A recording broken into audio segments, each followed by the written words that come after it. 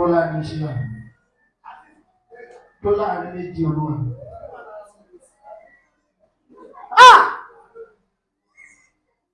Gbọ́ ẹ̀yin mẹ́ta tẹ́ gbàgbọ́ níbí. Màá ní tó bá ti ṣe tí n bá ti lè jùmọ̀ ìpínlẹ̀ màá ní kó wo àgọ́ ara ẹ̀. Àmì kan bẹ́ẹ̀ Olúwa lámìyàn ti jáde. Ọlọ́run ṣùgbọ́n lè má gbàgbọ́. Agẹ́lẹ́ ẹlòmíì dẹ̀ wá ayé ẹ̀ wá ṣòfò. Ọlọ́run ẹ̀yin tẹ́ wá bílé ní tí ṣe ọjọ́ Sunday àkọ́kọ́ tó lórí ọ̀fẹ́ àti rírì. Mo sọ̀rọ̀ bí wòlíì sínú ayé ẹ̀. Bí wọ́n bá pín ikú ní 10 naira, tí wọ́n pín pósí ní tọ́rọ́. Ẹ̀yin ọmọ ìpìlẹ̀ àṣẹ lóṣù kọkànlá lórúkọ Jésù wọn ò tún fi ṣe gíftì fún ẹgbẹ́ wọn. Ẹ kà tẹ ọwọ́ yín méjèèjì.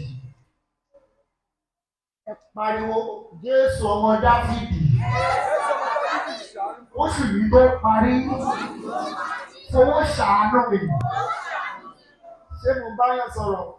Ẹ pariwo Jésù ọmọ Dáfídì. Oṣù yìí tó parí fi owó ṣàánú mi.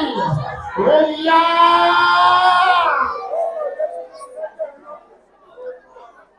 Arúgbó ọjọ́. Jésù ọmọ Dáfídì. Oṣù yìí tó parí ẹ fọwọ́ ṣàánú mi.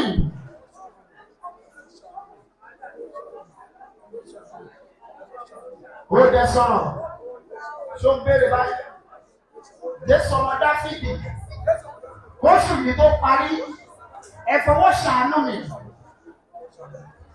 Jésù Olúwa wa. Ó dẹ máa pariwo eléyìí. Mo fẹ́ fún ẹ ní gift Olúwa ní kí n fún ẹ lóṣù yìí. Lórí ọdún 2024 ó ti ń lọ. Ó dẹ gbọ́dọ̀ ráàlì. O gbọ́dọ̀ bẹ̀rẹ̀ sí máa ṣápápá. Ṣápọ̀pọ̀. Ó ti yẹ báwọn. Ẹ má gbọ́n ẹ rántí. Ṣé mú wá lórúkọ Ọlọ́run. Lẹ́mi ni ẹ ti méèkì ẹ̀. Ẹ gbọ́. Mo ti tún gbàgbé ẹ̀wọ̀ mo lẹ́ẹ̀ ti là. Ẹ kà pariwo lẹ́ẹ̀kan. Ẹ pariwo ẹrú ni máa rẹrù ọba. Aláàánú tó máa fún mi lówó ọdún. Tó máa ní lọ rajà sínú ṣọ́ọ̀bù. Aláàánú tó máa ràn mí lọ́wọ́. Tẹ́lẹ̀ náà máa fi dẹni tó ní bísínẹ́sì kan. Ẹ kà pariwo Jésù ọmọ Dáfídì. Oṣù kọkànlá ẹrú ní rẹrù ọba. Ẹni tó máa fún mi lọ́wọ́ ọdún. Ẹjọ́ fi mí ṣàwárí. Óyá.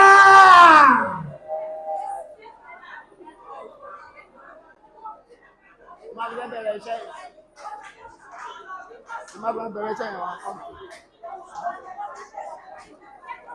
Ẹni tó máa fún mi lọ́wọ́ ọdún. Tó máa fi rajà ọdún. Olúwa rán sí ọ.